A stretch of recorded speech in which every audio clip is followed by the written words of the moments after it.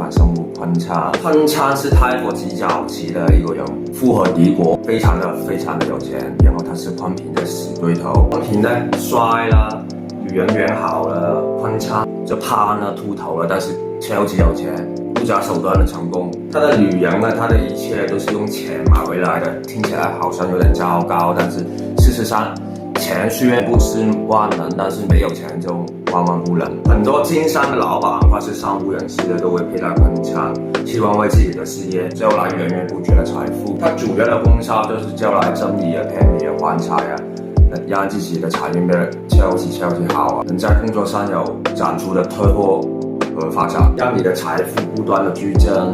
因为它的不择手段呢，更接地气的帮你完成各种你许的欲望。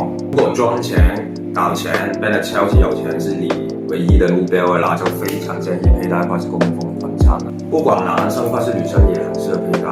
好了，关注我了解更多泰国神秘文化，坎卡。